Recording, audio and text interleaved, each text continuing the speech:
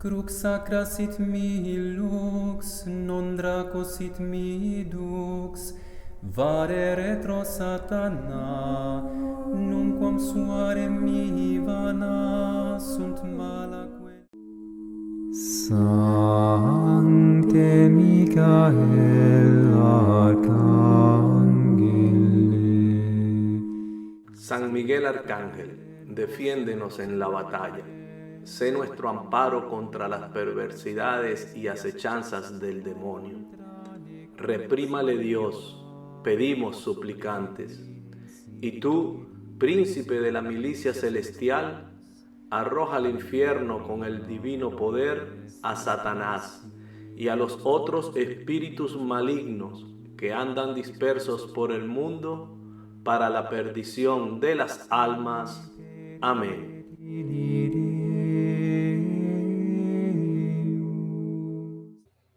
Muy buenas noches, mis queridos hermanos de En la Iglesia, un programa para conocer, amar y defender el cuerpo místico de Cristo, la Iglesia Católica.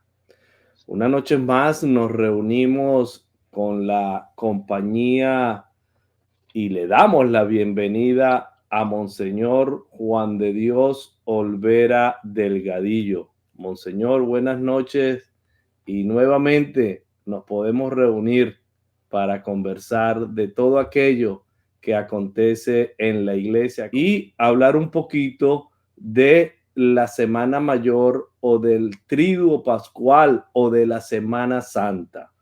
Bienvenido, Monseñor Juan de Dios.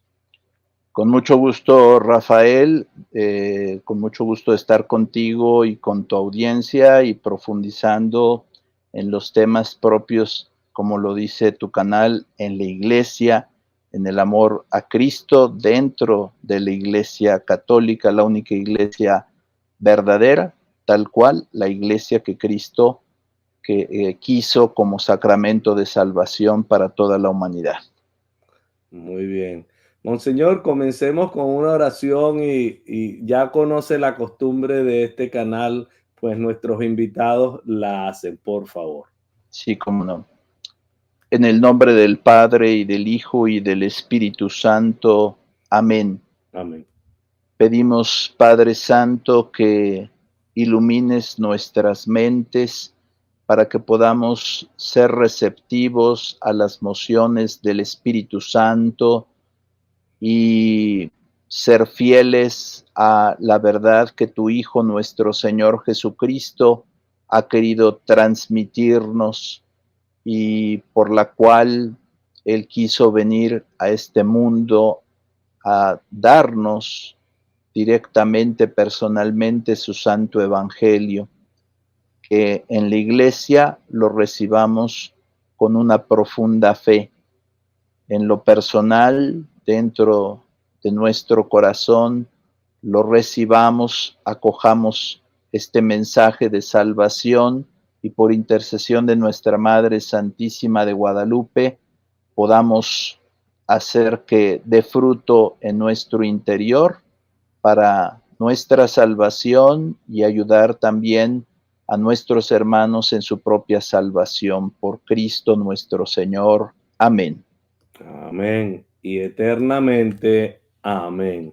Monseñor Juan de Dios, estamos ya en este tiempo hermoso y creo que uno de los tiempos junto con el Adviento de mayor posibilidad para la preparación espiritual de todo católico, y es Cuaresma. Muchos a veces no entendemos lo que este tiempo representa para el espíritu de un creyente en el plan de salvación del Señor.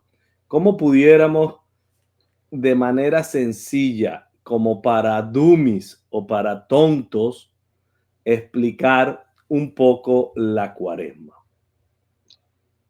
Bien, empezamos de forma sencilla, pero después salen muchas reflexiones también sencillas, pero que nos van ayudando. Lo primero es que diríamos, para el católico cristiano, la Semana Santa y la Cuaresma, o la Cuaresma como preparación para la Semana Santa, es un tiempo de salvación. La salvación para cada uno de nosotros se da en el tiempo, en el aquí y el ahora. Y precisamente la liturgia y los sacramentos y la misa nos hacen presente el misterio de Cristo en el aquí y el ahora de cada ser humano. La misa no son muchas misas, es una sola misa, una sola, celebrada muchas veces, o sea, a través de muchas celebraciones se hace presente la única misa en el aquí y en el ahora, en las diferencias geográficas y temporales, y hemos participado de la misma misa los santos, ¿no? San Ignacio de Loyola, San Francisco de Asís, y los últimos papas, San Pío X, San Juan Pablo II, y nosotros, y aquel pequeñito que el día de mañana va a hacer su primera comunión, que significa que va a ir a su primera Santa Misa y va a participar, es la misma misa donde todos nos unimos en Cristo en el único sacrificio. Es en el aquí, o sea, en distintas latitudes, lo mismo en Miami que en Ciudad de México, en Roma, en Jerusalén, y en el ahora pueden ser distintos tiempos, pero siempre es el mismo sacrificio de Cristo. Entonces la cuaresma es algo similar, hay muchas cuaresmas, pero tú vas viviendo la cuaresma como única para ti. A lo largo de tu vida vas profundizando la única cuaresma, no es que digas es distinta la cuaresma de ahora que la dentro de un año o la de hace 5 años. Es un tiempo de salvación, oportunidad de salvación. Y no debemos confundir la benignidad y la misericordia de Dios que nos espera y es de verdad un Padre paciente, con el abuso que podemos hacer nosotros de ese tiempo de salvación, ignorándolo, desperdiciándolo. No, lo tenemos que aprovechar. Y son 40 días que aparentemente serían muchos, que para muchos los reducen solo a los domingos y a veces cuando bien va la cosa. Algunos ni los domingos, pero no deben de ser solo los domingos, todos los días de la cuaresma, porque son 40 días, a imitación de los 40 días que nuestro Señor Jesucristo pasó en oración, en penitencia, en ayuno, en el desierto, preparándose Él, el Santísimo, preparando su espíritu, sufriendo las tentaciones, enseñándonos a superar las tentaciones, para después comenzar su misión pública, su ministerio público. Y un poquito esos 40 días también nos refieren más, también más lejos en el tiempo, al Antiguo Testamento, esos 40 años que el pueblo de Israel pasó en el desierto, que también parecen muchos, pero bueno, alguien puede vivirlos perfectamente, o sea, del pueblo de Israel. Si tenía 20 años cuando salió, llegó 60 años a la tierra prometida.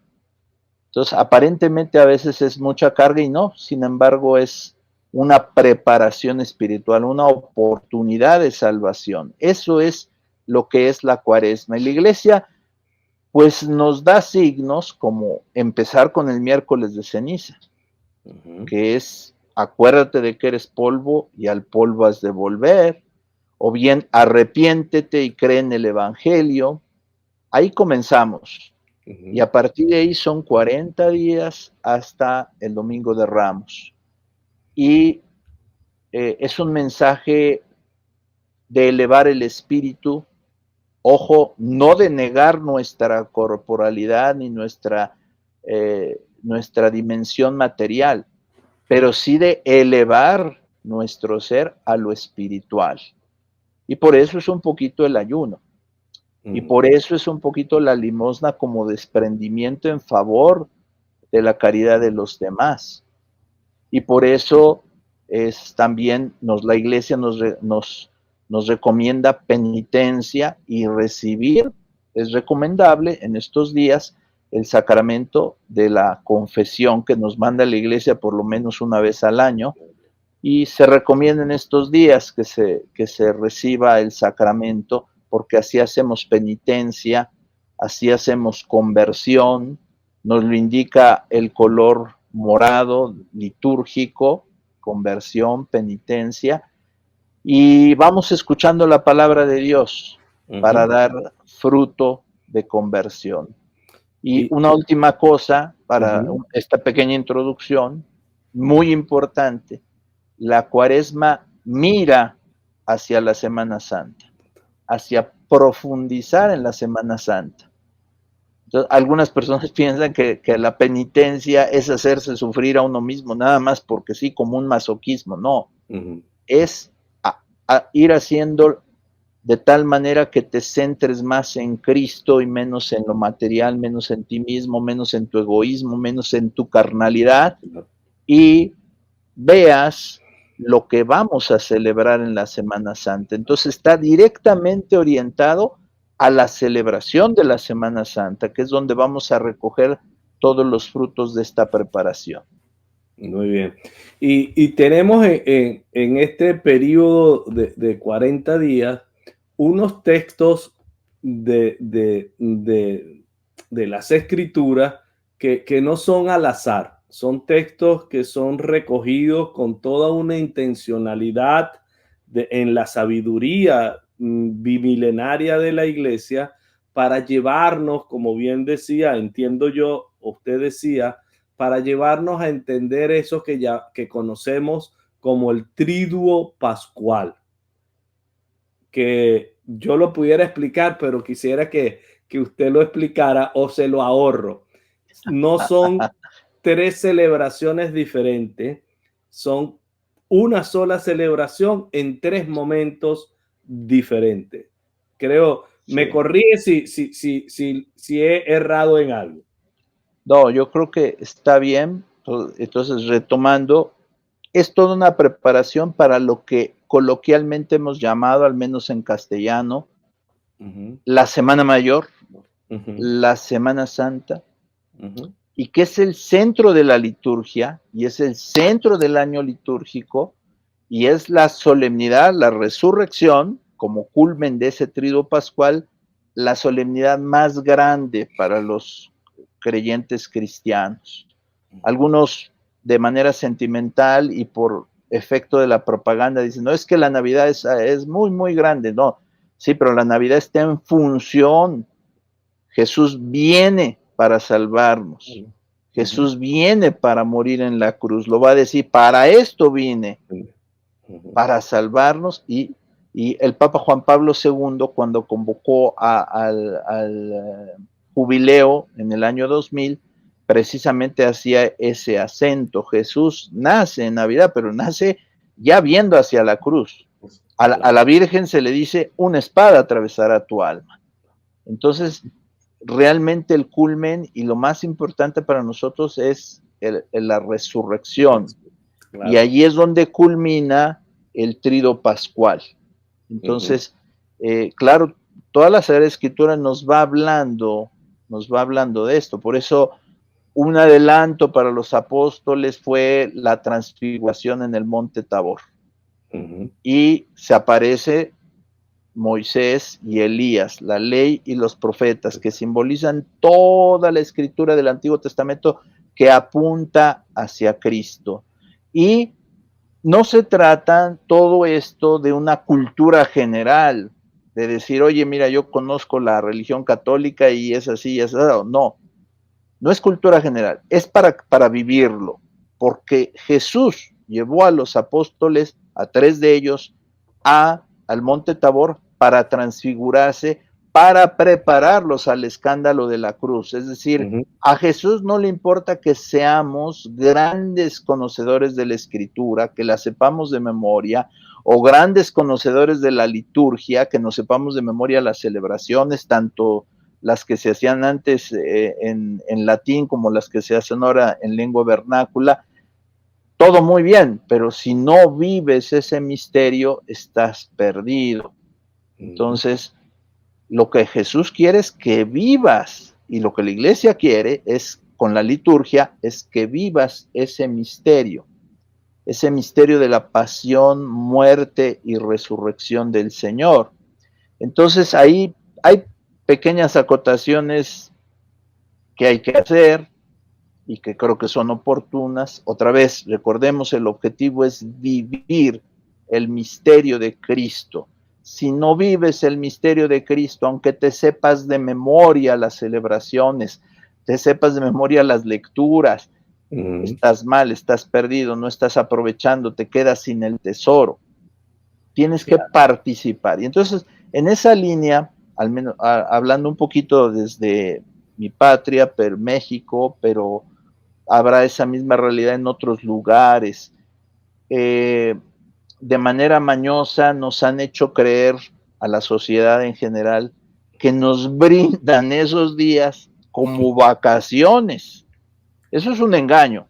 Sí, total. Porque ha sido al revés, o sea, la costumbre de todos era que esos días eran libres y entonces mañosamente los patrones o las revoluciones sociales, o vayamos a saber por dónde vino, te dicen, te incluyo eso como si fueran tus vacaciones. No, señor, tendría que ser que los momentos de vacaciones fueran otros y respetando el derecho humano de la religión de cada uno, brindar esos días realmente no como vacaciones, eso es una cosa mezquina, sino días aparte. Así como hoy día hay leyes que dicen, bueno, te doy unos días libres por licencia incluso de maternidad, y ahora ya hay licencia de paternidad por esa misma razón.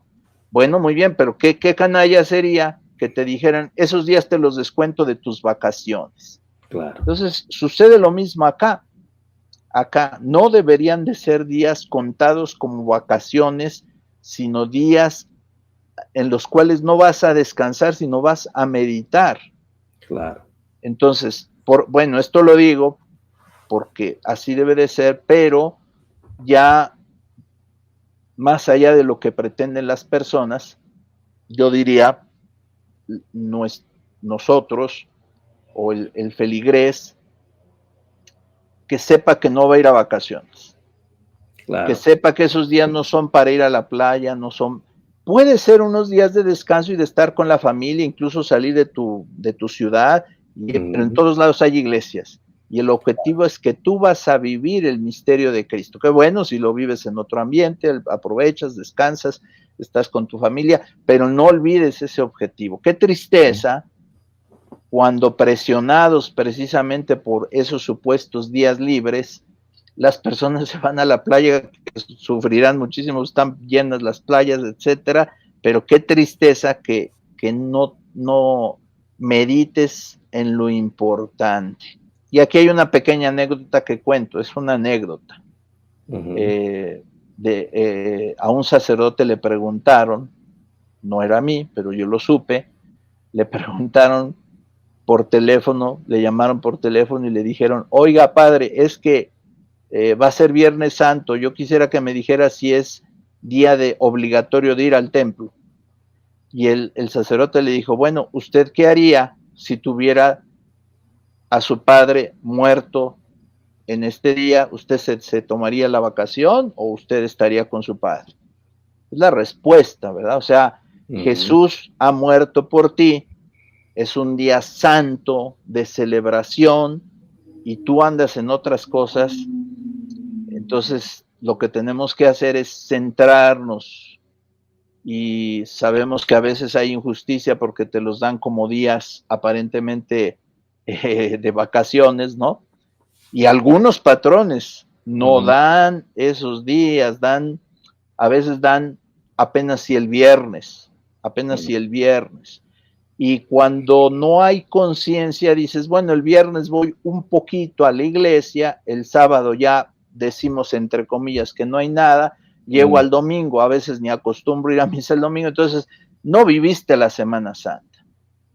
Para esto es necesario que te hagas un propósito de vivir toda la Semana Santa. Fijémonos bien, un propósito. Empieza el Domingo de Ramos. Hay que participar el Domingo de Ramos. Después hay que participar el jueves en la misa vespertina de la institución de la Eucaristía. Para nosotros sacerdotes hay todavía la misa crismal en la mañana, pero bueno, los fieles empieza el trido pascual en Jueves Santo. El Viernes Santo es un día especial, no hay que cansarse, no hay que decir voy nada más un poquito al Via Crucis, ya cumplí, un poquito a la... No, hay muchas actividades.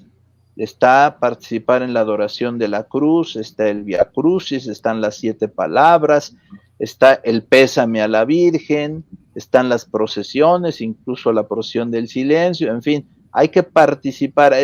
Puede ser un poco pesado, pero también hay mucho fruto espiritual.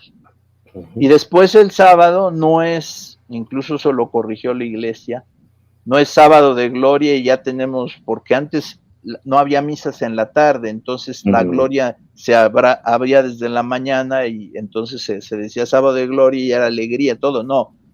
Ya desde el Papa Pío XII se corrigió toda esta estructura y más recientemente, y entonces no es sábado de gloria, estamos todavía en un santo silencio el sábado, meditando, y si nos es posible, de verdad, participemos en la vigilia pascual, que ya nos vale como misa, cumpliendo como la misa del domingo de resurrección, pero es una misa llena de signos que yo quiero, y con esto termino este momentito.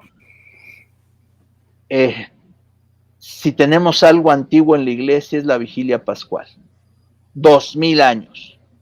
En ese día, en esa vigilia eran los bautismos, desde la antigüedad. El catecúmeno es el que se prepara para ser bautizado, y eran adultos, se preparaban para llegar ese día y transformarse y recibir el bautismo, porque en el bautismo recibimos el misterio pascual de Cristo, pasión, muerte y resurrección. Entonces hay que ir ese día, hay que saborear.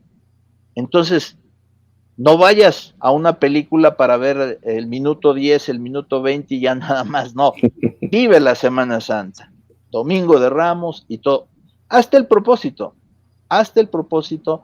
y yo he dado ese consejo a muchos feligreses, y aunque te cueste trabajo, y todos me han dicho, padre, muchas gracias por el consejo, viví la Semana Santa, le entendí más, y pues soy católico y viví el misterio de Cristo, pasión, muerte y resurrección del Señor. Excelente. Y de veras que es enriquecedor, porque lo que se vive el jueves tiene un sentido, lo que se vive el viernes tiene otro sentido, y lo que se vive el sábado es espectacular. Entonces ya se hace el triduo pascual, pero la misa del domingo de resurrección es el desborde de alegría, y qué contagioso es esa misa del domingo de resurrección, porque el Señor ha resucitado, porque el fundamento de nuestra fe, el sustento de nuestra fe y de la historia que el Señor Dios parte en dos, en un antes de Cristo, en un después de Cristo, allí lo celebramos con alegría. Jesucristo ha resucitado.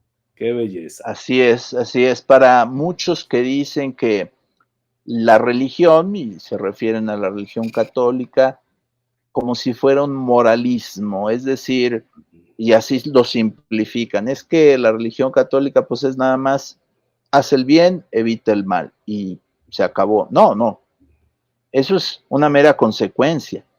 Aquí lo que te inspira es el Hijo de Dios, sin dejar de ser Dios, comienza a ser hombre, toma un cuerpo como el nuestro para venir a rescatar a la humanidad, muriendo en nuestro lugar, pagando por nuestros pecados y los de toda la humanidad, Y no solamente pagando y decir, bueno, ya quedaron igual que como estaban antes, no, somos elevados a ser hijos de Dios, herederos con Él, entonces coherederos del reino de Dios y destinados a una resurrección que no es revivir, no es revivir como en el caso un poco de lo que pasó con Lázaro, por ejemplo, revivió pero volvió a morir. No, aquí la resurrección es para siempre, es eterna, es para no volver a morir, sino es el triunfo total de Cristo. Entonces es una dimensión que te absorbe absolutamente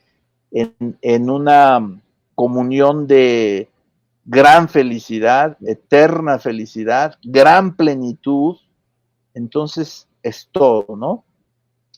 Yo quería comentar un poquito, Rafael, las lecturas de este segundo domingo de Cuaresma, porque centran precisamente en qué consiste nuestra religión. No es un moralismo, haz el bien, evita el mal. No son mandamientos, los cumple, sino palomita, etcétera. Tampoco es, como decimos coloquialmente, es que cuando te mueras te juzgan, ponen en una balanza tus obras buenas y malas. No, todos somos pecadores y hemos sido pecadores. La diferencia entre la salvación y la condenación es que el que se salva es que tuvo la humildad de pedirle a Cristo perdón por todos los pecados, como el buen ladrón en la cruz. Señor, cuando estés en tu reino, acuérdate de mí. Se salvó, tuvo la humildad de pedir el perdón. Entonces, bueno, solamente saber eso, ¿no? Entonces, saber que Jesús dijo, no he venido por los sanos, he venido por los enfermos, por los pecadores, los que necesitan esta salvación, ¿no? Entonces, quisiera comentar brevemente estas lecturas de este domingo sin leerlas, yo se las recomiendo, segundo domingo de Cuaresma, el 25 de febrero. La primera lectura es de Génesis 22, que nos habla del sacrificio de Isaac. La segunda lectura es San Pablo a los Romanos capítulo 8, que ahora la comentaré, y el Evangelio es Marcos 9, que es el episodio del Monte Tabor. Bueno, en la primera lectura, aquí, gracias Rafael, la has puesto, yo no la voy a seguir para hacerlo más breve todavía. Sabemos que Dios le promete a Abraham una bendición muy grande, una descendencia enorme, pero incluso Abraham le dice, bueno, pues será a través del hijo de la esclava.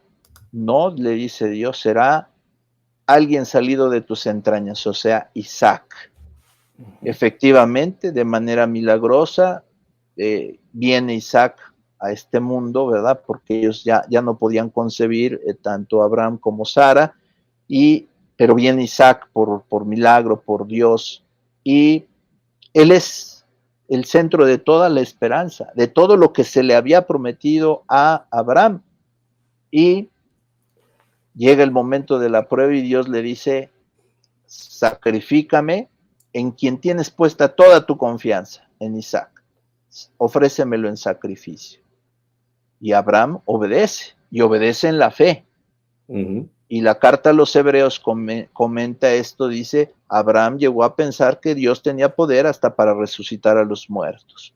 Lo bonito de eso es que estando a punto de sacrificar a su hijo Isaac, el ángel desde el cielo le llama a Abraham y le dice, detente, no le hagas daño al muchacho, ahora sé que temes a Dios, y por haber hecho esto, por haber obedecido, por no haberte reservado a tu único hijo y que era el portador de todas las promesas, en tu descendencia, en uno de tu descendencia, se refiere a Jesús, serán benditas todas las naciones. Es decir, vas a tener el privilegio que de tu descendencia vendrá el Mesías, el Salvador, el Hijo de Dios. Todo eso en misterio, todavía no lo podía ver Abraham ni el Antiguo Testamento, pero es la gran promesa de Dios. ¿Qué vemos en la segunda lectura? En la segunda lectura de la carta a los Romanos, capítulo 8, lo que vemos es que dice San Pablo, Dios mismo, dice, ¿acaso Jesucristo, quién nos podrá estar contra nosotros? ¿Quién nos podrá condenar? ¿Será acaso Jesús que murió por nosotros? Ujú. Y en el versículo 32 dice, 8:32, dice, Dios está a nuestro favor, ¿quién estará en contra nuestra? El que no escatimó a su propio Hijo, sino que le entregó por todos nosotros, ¿cómo no va a estar dispuesto a dárnoslo todo junto con su Hijo? O sea, ¿qué duda hay de que Dios nos quiere dar todo cuando ya nos ha dado lo más valioso, que es su Hijo, nuestro Señor Jesucristo? No puede haber duda. Nos ha dado todo. Algo no te llega, tú pides algo y algo no te llega, es que no te conviene. No es que Dios no pueda, lo puede todo. No es que Dios no quiera, porque ya te mostró que te está dando lo mayor, pues ¿cómo crees que no te va a dar una cosilla si te ha dado a Jesús, que es su Hijo? Claro. Y entonces lo que quiero hacer muy bonito, ojalá luego haya oportunidad a nivel de imágenes, Rafael, cuando uno va a la Basílica del Santo Sepulcro, a Tierra Santa, hay un mosaico, es el estilo de arte mosaico, dividido en dos partes. De una parte está Abraham a punto de sacrificar a su hijo Isaac, el ángel que le está llamando del cielo, y que no se realiza el sacrificio.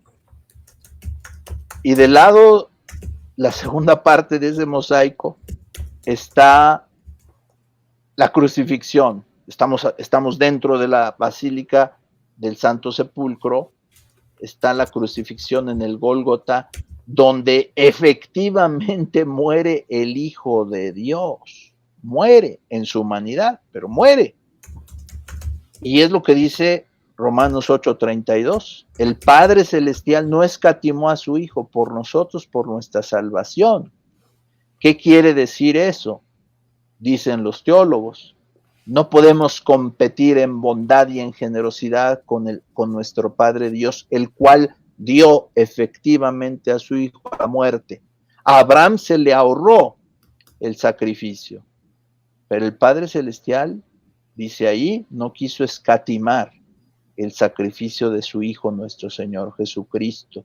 Y por parte de Cristo, Jesús dice en Getsemaní, Padre, si es posible, aparta de mí este cáliz, que es la muerte, que es la pasión, pero no se haga mi voluntad, sino la tuya.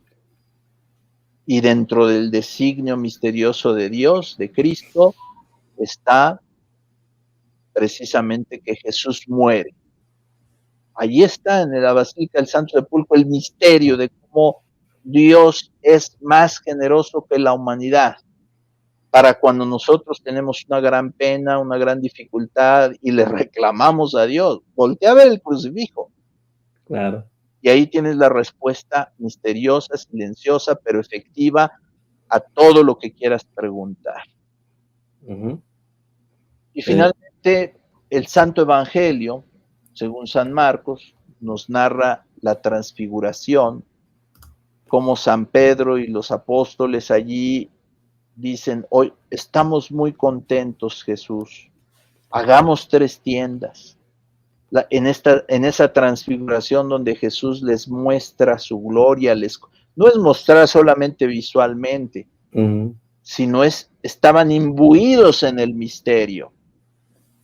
No era solo una sensación visual o física, o no, imbuidos en el misterio, en comunión con el misterio, con Jesús glorioso.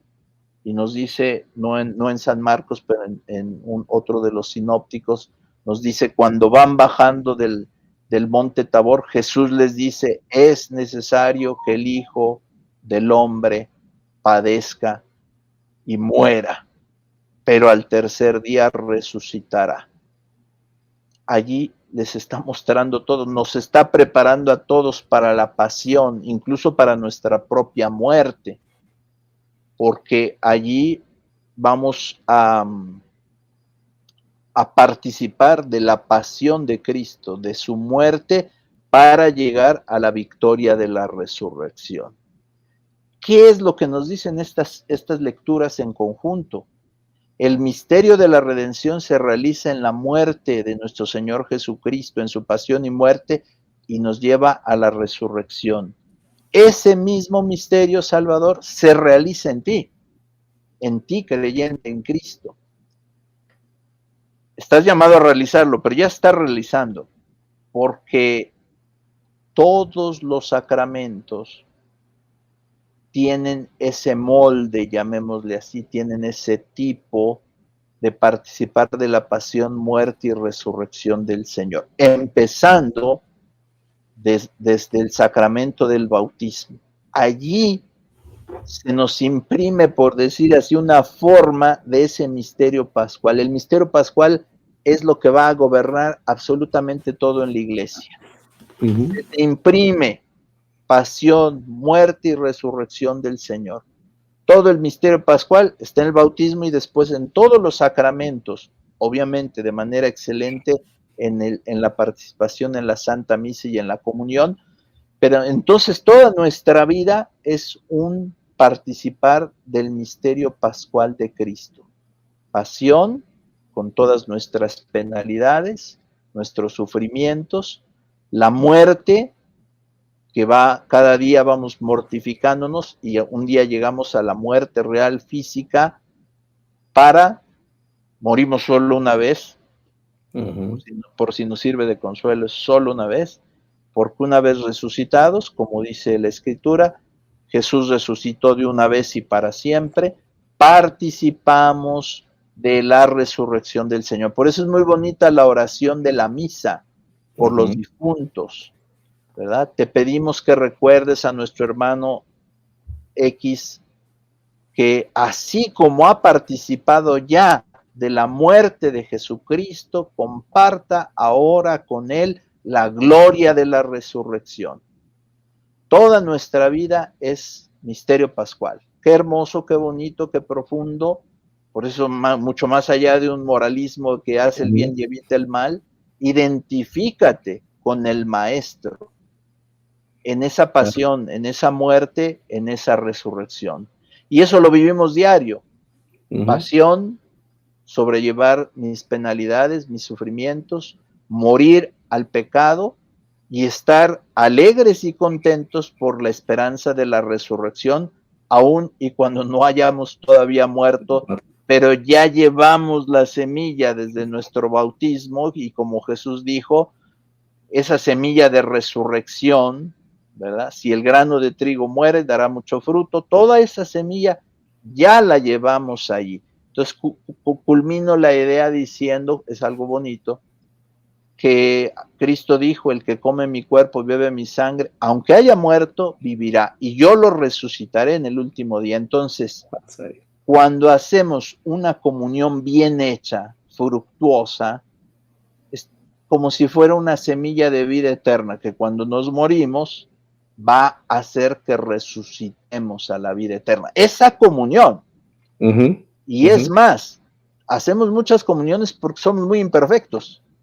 En la época de ciertos santos como San Francisco de Asís no había misa diario o no podían los laicos participar en misa diario, pero una sola comunión bien hecha te salva y es semilla de vida eterna. O sea, te siembran con toda la comunión allí en tu tumba, vas a resucitar porque vas a florecer.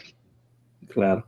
Hay un elemento en ese evangelio de la transfiguración que a mí me da mucha alegría porque se muestra la promesa de la eternidad. Es decir, al aparecer Moisés y Elías representando los dos elementos que sustentan el antiguo pacto, hay una diferenciación también entre el tiempo de Dios, el Kairos, que es el que ellos representan, es decir, ellos murieron, pero están allí vivos, porque Pedro, Santiago y Juan lo ven vivos, en gloria, ¿ok? Y el Kairos, ellos están en ese tiempo, que es el tiempo de Dios, pero los apóstoles y el mismo Jesús participa de los dos. Participa del Kairos y participa del Cronos. Claro. Porque eso es la liturgia. Ajá. Estamos en el El Cronos, cielo en la estamos en el tierra. tiempo, el aquí y el ahora, pero estás imbuido en el misterio. Del cielo. Allí estás, por eso es la mistagogía, ¿verdad? Y la mistagogía y sacramento en griego se llama mysterion, que significa son los misterios. Por eso a veces en la fórmula de la misa se ha abandonado un poquito antes, pero dice, nos preparamos para celebrar estos sagrados misterios. No tiene la noción de misterio de decir, es algo que no conocemos, no, sino es algo que te supera y que te envuelve.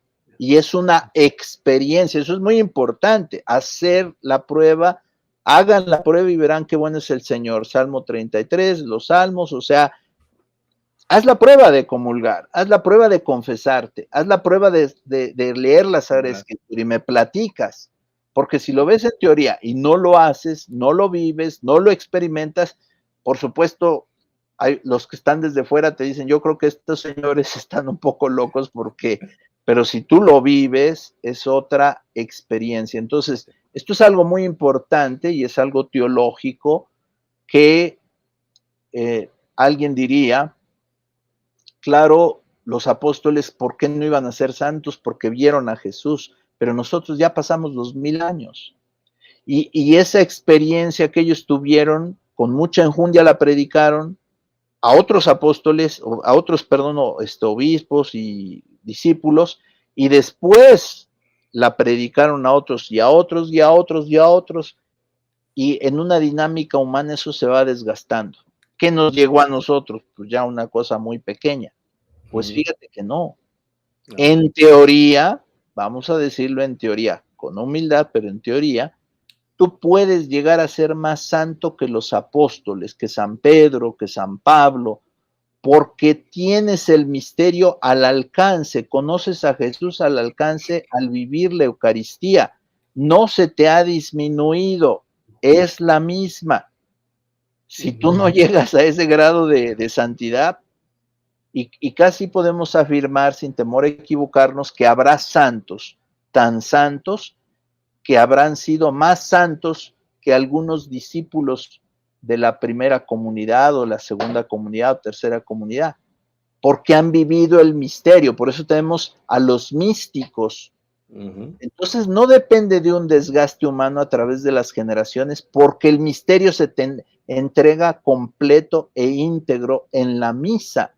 Y por eso nosotros somos muy limitados y vamos mucho a la misa y le entendemos poquito, pero el día de mañana llega un muchachito, un niño privilegiado por Dios, que es místico desde pequeñito, y en una participación de una misa nos deja atrás a todos. Él entendió el misterio, se imbuyó y adelante. Tenemos bonito el caso, solo por citar, ahorita me viene a la mente, nuestro gran santo, que inexplicablemente no sabemos por qué no lo canonizan, el padre Miguel Agustín Pro, el cristero más famoso. Ahorita ya hay otros que han tomado fama, pero desde siempre fue el más famoso. Y él de pequeñito decía que él pensaba que el cielo era una procesión eucarística que no tenía fin. Wow. O sea, tanto disfrutaba la procesión eucarística que él pensaba, estar en el cielo, voy a estar en una procesión que jamás se va a acabar, ¿verdad? Bueno, es el misterio, ¿no? Entonces, imbuirse en el misterio, eso es lo importante. Sí, qué maravilla. Bendito Dios y cuánto agradecerle al Señor que hemos nacido bajo esta religión, bajo esta verdad de fe y bajo esa promesa de salvación. Y el Señor es muy rico, lo dice los mismos salmos, muy rico en misericordia, y su misericordia es infinita, que nos permite, yo siempre he reconocido qué dichoso he sido de no haber nacido en otra latitud, en otra cultura, sino que haya heredado por gracia de Dios la religión católica. Porque creo que ha de ser muy triste no estar en la verdad plena de salvación. Y esa solo está y ha de ser custodiada en la iglesia creada por nuestro Señor. Así que qué belleza. Sí. Y vuelvo a hacer alusión a la experiencia porque yo creo que si algunos hermanos protestantes o alejados o ateos se acercan a esa experiencia, se transforman. O sea, no es nada más lo que sucede externamente. Todos sabemos que hay algo mucho más que impulsa lo que hay allí. Decía muy bonito San Juan Crisóstomo, hablando de la resurrección, decía muy bonito, decía, ¿cómo pensar, cómo explicar que los apóstoles, que estando Jesús vivo allí con ellos, que lo veían hacer milagros, que les predicaba, pero estaban muertos de miedo cuando llegó el momento de la pasión, y ellos querían correr y corrieron? Vámonos, nos alejamos de aquí. Dice, ¿cómo podemos explicar, San Juan Crisóstomo, cómo podemos explicar que esos mismos que fueron cobardes, después, cuando son enviados por Cristo, ya no tienen miedo a la muerte, ya son intrépidos evangelizadores y se lanzan a predicar al mundo cuando ellos eran unos pescadores que no estaban acostumbrados a discursos, ni a ser líderes, ni nada? Entonces, ¿cómo puede explicarse eso? Y dice él algo muy importante y que tiene toda la razón. Por algo el gran doctor de la iglesia, Pico de Oro, San Juan de Crisóstomo. Siglo IV Palestina. Exactamente. Dice, no hay otra explicación que lo vieron vivo y resucitado. Si no, dice, sería una tontería. Ellos muertos de miedo cuando Jesús vivía y ahora son grandes paladines y vamos a dar la vida cuando él ya está muerto. Ahora representan, si no hubiera resucitado, a un muerto y ahora dan la vida. No es posible explicarlo así. La única manera de explicarlo es porque lo vieron vivo, resucitado, y porque recibieron la fuerza del Espíritu Santo para ser testigos de Cristo resucitado, y pudieron todo, y ese impulso sigue teniendo a la Iglesia Católica aquí, habiendo desafiado 2000 años de persecuciones, aquí sigue por ese impulso del resucitado. Entonces, creo que también lo un ateo, alguien puede decir, bueno, aquí hay algo más. Aquí no hay explicación a esto, ¿verdad? Sí, y ese elemento que usted acaba de señalar, yo lo quería manifestar, pero hay uno que me tiene inquieto hace un ratito, y es aquel de que el Señor le dice en Venezuela decimos al morocho, al gemelo. Los cubanos dicen al jimagua. ¿Cómo le dicen en México a los gemelos? Así, tal cual, gemelos o cuates, las dos. Ajá. Ok.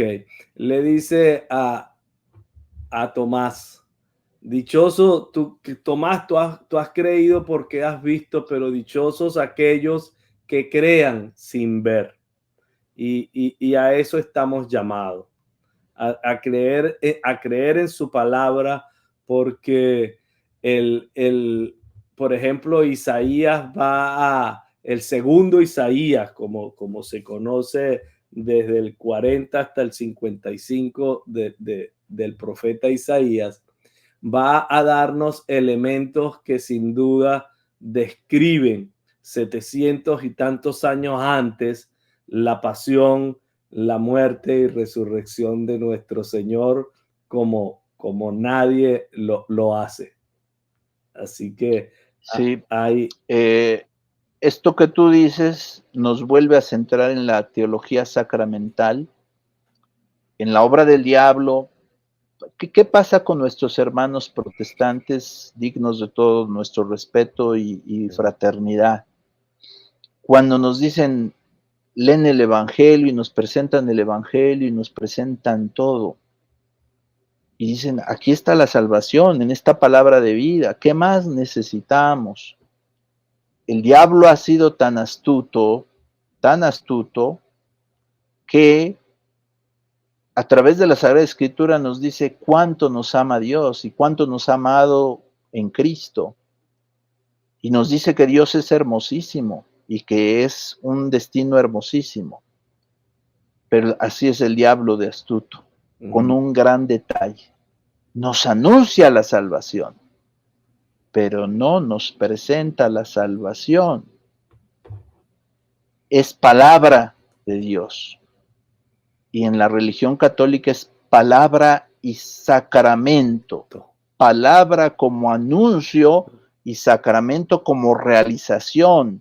Entonces, en la misma Sagrada Escritura, Hechos de los Apóstoles, está el anuncio y el que creía decía, ¿qué debo de hacer? Ah, viene el sacramento, bautízate. Y viene el sacramento, la Eucaristía, vive la Eucaristía. Entonces, al quedarte sin sacerdotes por un rechazo prejuicioso en tiempos de Lutero, te quedas con la Escritura, que es bellísima, es palabra de Dios, pero es anuncio, pero no es realización. Entonces, tú estás pensando que ahí con eso es suficiente para la salvación, y no, el que crea y se bautice, se salva. Palabra y sacramento, se salvará. Entonces, qué astuto ha sido el diablo de decir, oye, la Escritura, muy bien, todo muy bien, pero no te presenta, no te da la oportunidad. Y si tú no lo estudias históricamente, parecería que es verdad que solamente es la Sagrada Escritura, ¿no? Jesús vino y dejó un bautismo y dejó una Eucaristía. Está clarísimo, la Eucaristía, hagan esto en memoria mía, y está clarísima la historia que te marca cómo durante 2000 años se ha celebrado lo que la Escritura llama la fracción del pan, Hechos de los Apóstoles. Entonces, esa astucia nos ha pegado muy fuerte. Y ha habido grandes hermanos separados que al estudiar esto dicen, es verdad, aquí falta y aquí tenemos que completar esa experiencia de la Eucaristía. Imagínate que te quedas sin esa experiencia. Y ahí yo quisiera, para redondear la idea, Rafael, sí, que recurriéramos a los llamados judíos mesiánicos. Es decir, los judíos mesiánicos te van a dar la razón, porque te dicen, a ver, no es nada más leer la Escritura y en la Pascua decir, digo, en el libro del Éxodo decir es que Dios ordenó la Pascua y Dios nos liberó y todo. No, también les ordenó celebrar la Pascua. Otra vez ese es el anuncio de la palabra y una realización que no era propiamente sacramental, pero era el memorial del cual es heredera la iglesia a través de la Eucaristía. La Eucaristía es continuación de la Pascua judía, digo, con otra dimensión profunda, pero ahí tienes el ejemplo de cómo se entiende la Sagrada Escritura verdaderamente. Entiendes la Escritura, vivir en un pueblo de Dios, en una fe del pueblo de Dios y proyectada en los misterios, en el memorial. Si no tienes eso, te quedas con la belleza de la Escritura, pero no con la realización.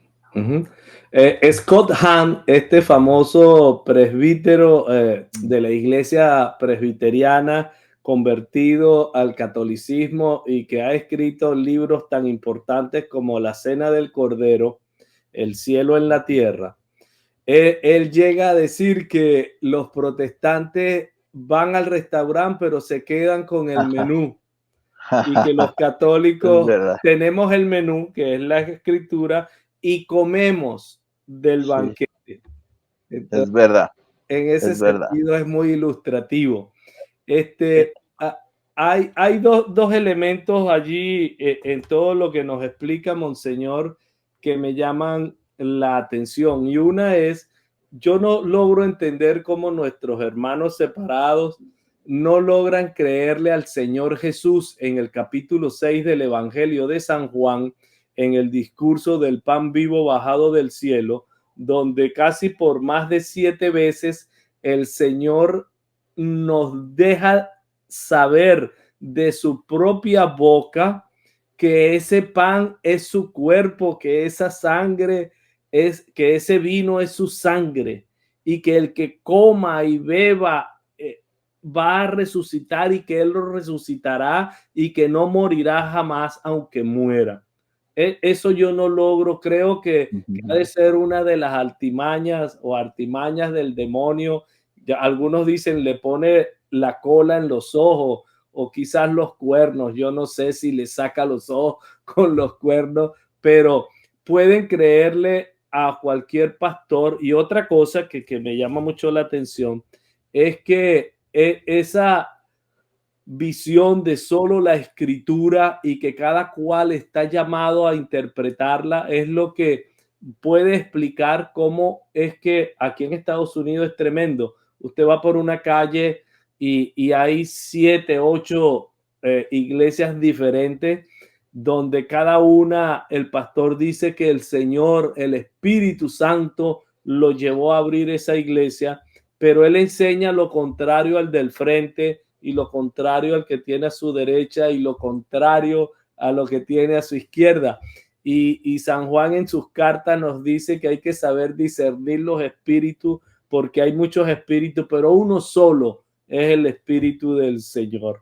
Entonces, claro, creo que ahí se manifiesta que es una trampa del demonio, como bien lo señala Monseñor. Una trampa muy astuta, porque da la impresión que, como dice este autor, teniendo el menú, teniendo la palabra de Dios, que nos da a conocer a Dios, pero no nos lo presenta, no nos da acceso a él, ya con eso hicimos todo. No. Si se va uno un poquito hacia atrás, como lo hizo Jesús, él instituyó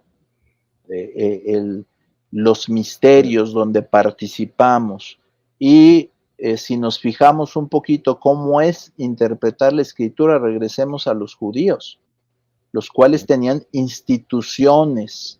No solo era la escritura, sino es un pueblo de Dios que ha vivido una experiencia con Dios a través de ciertos ritos, instituciones, etcétera, y eso se prolonga en los mismos discípulos de Cristo. Entonces, ha sido por razones históricas que, bueno, Lutero y otros dijeron solo la escritura, vamos a basarnos solo en la escritura, pero con ese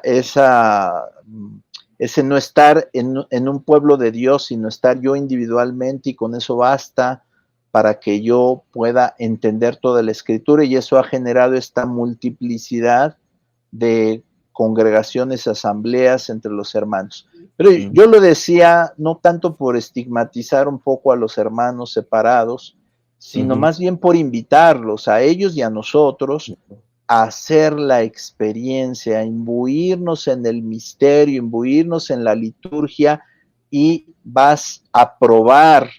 Es una experiencia. Si no fuera así, estaríamos diciendo que Jesús vino, nos dejó la escritura como un mensaje, pero él no está presente en el aquí y el ahora.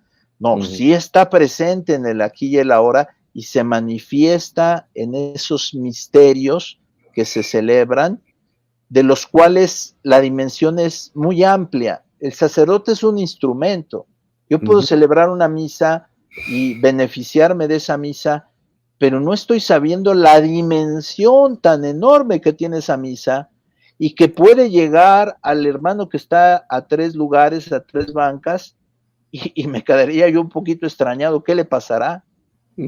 Porque yo no me beneficio, pero hasta un límite, pero esta persona lo está entendiendo. O sea, si yo celebrara la misa para una mística, no sé, Edith Stein o Teresita de Lisieux, Teresa de Ávila, ciertamente yo me beneficiaría de esa misa, pero ellos más, porque el misterio que se está celebrando no depende de la calidad moral del ministro. El ministro es un instrumento, eso se llama en teología ex opere operato, ex opere operantis, las dos cosas, pero es efectivo el sacramento. Entonces la invitación más bien es hacer la prueba y creer, como dices, Rafael, Juan 6, que incluso termina diciéndoles, ustedes también se quieren ir, o sea, yo sostengo mi enseñanza, y hacer la prueba y comulgar y darse cuenta que la Eucaristía es una piedra de toque fundamental para ver si estás en la verdad o no. Y obviamente, solo por señalarlo, cuando decimos estamos en la verdad debe ser con una actitud humilde hacia nuestros hermanos protestantes, pedir perdón porque en la Iglesia Católica muchas veces con nuestras actitudes hemos obstaculizado el que se conozca esta verdad, pero no decir soy superior a ti porque tengo un mensaje superior, soy portador de un mensaje superior, pero no merezco portar este mensaje superior y es para ti, el hermano que está separado, ¿no? Entonces por eso la Iglesia nos conmina mucho a hacer este diálogo en Cristo. Sí, y con toda humildad, por eso yo no dejo de reconocer y darle gracias al Señor de haberme permitido indignamente ser parte de su iglesia. Y otra cosa que quiero agregar es que el Señor promete que estará con nosotros todos los días hasta el fin del mundo y está presente en cada 4 segundos. Se eleva una hostia consagrada a Dios Padre Todopoderoso y se cumple esa palabra que el Señor Jesús le dice a la samaritana. Está por llegar la hora, ha llegado la hora en que se adore en cualquier lugar en espíritu y en verdad. Y esa verdad está presente en cada hostia elevada al Señor, a ese sacrificio agradable a Él. Y la iglesia y la liturgia, el desarrollo de la liturgia ha sido muy, muy humilde al decir, cuando el sacerdote, ustedes nos invitan a nosotros que tenemos ese sacerdocio recibido en el bautismo, pero lo ejercemos allí. Oren, mis hermanos, para que este sacrificio mío y de ustedes sea agradable a Dios Padre Todopoderoso. Así Exactamente. Que no hay nada es una belleza. Sí, no hay nada fuera de contexto en la liturgia de nuestra iglesia, Monseñor. Monseñor, yo creo que hemos cubierto esta intención de la Semana Mayor, del Triduo Pascual, de la liturgia que se celebra y de la Cuaresma en esta hora que hemos estado compartiendo y que usted amablemente, como siempre, nos ilustra desde una perspectiva muy eclesial y con mucho conocimiento de causa, lo cual le agradezco. Hay otro tema que definitivamente debemos resolver y finalizar, que es la del celibato sacerdotal. En ese sentido, pues ya hicimos un programa en el que hablamos de él, del celibato, pero yo no sé si usted tiene algo más para cerrar el tema de la Cuaresma, Triduo Pascual y Semana Santa. Sería eso, redondeando las ideas, que lo tuviéramos así como un carteloncito, un anuncio. Lo que nos dice el Salmo: hagan la prueba y verán qué bueno es el Señor. Ezequiel dice, nos reporta lo que dice Dios: juro por mí mismo que no quiero la muerte del pecador, sino que se arrepiente y viva. en el tríodo pascual el Padre Celestial nos está diciendo con acciones, doy a mi Hijo, porque yo no quiero que nadie se condene ni nadie muera, sino que tenga vida eterna en mi Hijo. Y eso es el sacrificio de la misa. Hay que irlo profundizando, pero hay que esa palabra de decir, haz la prueba y a lo mejor esto va a transformar tu vida, incluso a un hermano separado le diríamos, haz la prueba, investiga más en la escritura, ve ese Juan 6, como has dicho Rafael, y si allí está la promesa, y si no hay otro lugar donde esa promesa se esté realizando, porque no lo hay más que la misa en la iglesia, que además tiene una cadena en el tiempo, en la historia de 2000 años, esa fracción del pan, haz la prueba y verás qué bueno es el Señor. Yo creo, ahora para nosotros los católicos, desperdiciando tantos tesoros a veces por desconocimiento, haz la prueba, haz una Semana Santa donde vas a participar de todo, no te pierdas de nada, vea todo, una en tu vida, y después me platicas y verás cómo te vas a quedar con esa sed de decir, no entendía por qué, yo no entendía antes por qué la gente estaba aquí, ahora entiendo porque Dios me ha tocado, porque su gracia ha llegado a mí y puede transformar nuestra vida en un sentido muy hermoso, muy positivo, para que digamos como Pedro dijo en el Monte Tabor, hagamos 3 tiendas, estamos muy a gusto aquí, ya no nos queremos ir, aquí vamos a seguir siempre.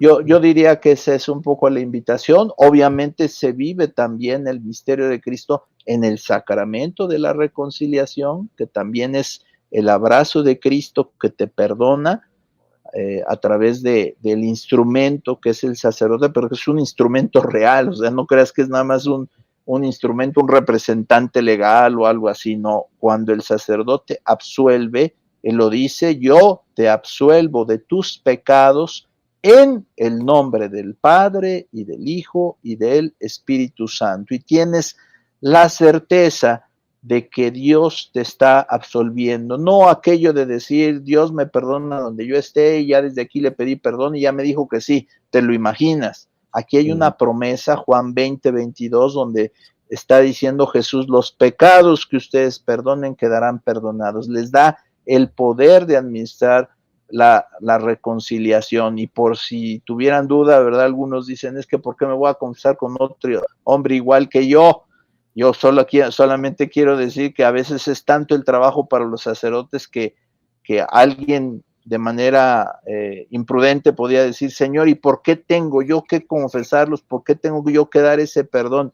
Y a los dos nos responde Jesús, es mi santa voluntad, que tú, sacerdote, absuelvas, y es mi santa voluntad que tú, pecador que vienes arrepentido, confieses tus pecados y recibas la absolución. Es algo que Jesús puso, no es algo que hayamos puesto los hombres, y es un sacramento bellísimo que también nos potencia para después disfrutar la Santa Misa y la Eucaristía. Y hay un pasaje en los evangelios que es cuando los 10 leprosos se encuentran con Jesús en las afueras o en los confines de Samaria o Samaria, como ustedes prefieran, depende de dónde esté la tilde o si no está la tilde. Y el Señor tiene un respeto profundo por la jerarquía de la iglesia primitiva. Cuando digo iglesia primitiva, quiero señalar no el cristianismo, sino el antecesor en el antiguo pacto por el sacerdote del templo. Están más o menos a 100 kilómetros en un terreno pedregoso y desértico.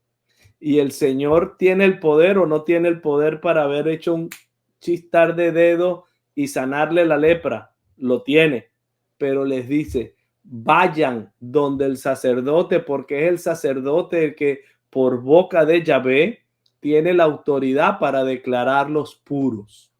Eso no lo explica el texto, pero esa es la razón. el Señor no se salta la autoridad establecida por Dios Padre o por Él. Y otro ejemplo que podemos ver es en las apariciones marianas. La Virgen nunca se salta la jerarquía ni la autoridad de la iglesia. En prácticamente los mensajes de la Virgen, por ejemplo, nuestra Madre de Guadalupe le pide a Juan Diego, ve donde el obispo, muéstrale, dile que quiero esto, pero no le dice a Juan Diego, hazme tú una casa aquí. Igual hace en Coromoto, en Venezuela. Vayan donde los blancos para que les echen el agua. No los manda a que ellos mismos se echen el agua. Sí. Es Es una institución de nuestro Señor Jesucristo hecha para crecimiento de la iglesia. Todo lo que nuestro Señor instituyó es para salvación.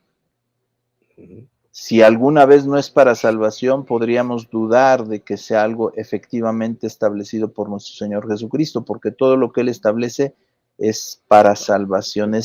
La iglesia es ese sacramento de salvación. Todas las estructuras nos llevan a esa salvación, y lo que hacemos es, desde la Sagrada Escritura, desde la tradición, desde el caminar de la iglesia, asumimos todo lo que Jesús ha dado a la primera iglesia y que es la norma apostólica. Todo lo que encontramos auténtico en la primera iglesia es norma apostólica. Por eso la Eucaristía es norma apostólica desde hace 2000 años. Aquello que no encontremos ahí no lo podemos considerar norma apostólica ni que procede de Cristo. Solo por poner un ejemplo, y lo dijo Juan Pablo II en el 94, en este documento Ordinatio Sacerdotalis, él dijo, la iglesia no puede ordenar a las mujeres, no porque ellas sean indignas, no porque ellas no puedan por alguna razón, sino porque la iglesia no recibió la autoridad de hacer eso, porque desde la primera iglesia no sucedió. Entonces, si Jesús no lo puso, no sabemos en sus designios misteriosos por qué, pero el asunto es que no lo puso. Igualmente puso 7 sacramentos, no puso 8, no puso 9. Entonces, ¿por qué los puso? ¿Por qué no los puso? No sabemos, pero nosotros obedecemos y recibimos. ¿Por qué Jesús quiso dejar su cuerpo y su sangre en las especies del pan y del vino? ¿Por qué no pudo ser agua? ¿Por qué no pudo? Bueno, es Él el Señor de la iglesia y el que ha dejado a su iglesia las cosas bien especificadas, y por lo mismo lo que está en la iglesia desde la iglesia primitiva hasta ahora es la norma apostólica y es lo que obedecemos y vivimos como venido de Jesús. En ese sentido, yo tengo una expresión que a veces a algunos molesta, y es que hay preguntas que ningún humano está en capacidad de responder. Entonces yo les digo, coja una libretita, apunte su pregunta, y cuando vaya al encuentro con el Señor, usted se la hace. Claro. Pero lo que es curioso es que el Señor instituyó en el antiguo pacto 12 patriarcas, donde fundamenta el desarrollo de ese primer pacto. Y en el nuevo y eterno pacto, pues elige a 12 apóstoles.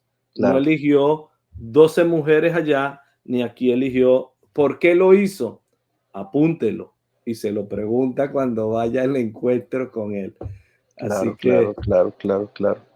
Monseñor, yo creo que este tema lo damos por concluido, claro. Y no me resta sino agradecerle su cercanía, su disponibilidad y el estar siempre a tiro, como dicen por allí los cazadores, para respondernos nuestras preguntas y enriquecer nuestra fe. El Señor le bendiga, Monseñor, su bendición Gracias. final.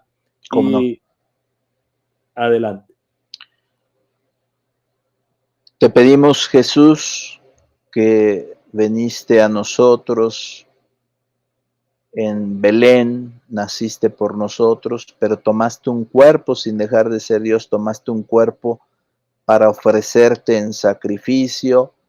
Te pedimos que no desperdiciemos esta Cuaresma y esta Semana Santa y no perdamos la oportunidad de descubrir la profundidad de tu salvación, de tu amor redentor, sino que aprovechemos este tiempo y estas oportunidades sacramentales de salvación para gozar plenamente de la reconciliación, el perdón de nuestros pecados, nuestra salvación.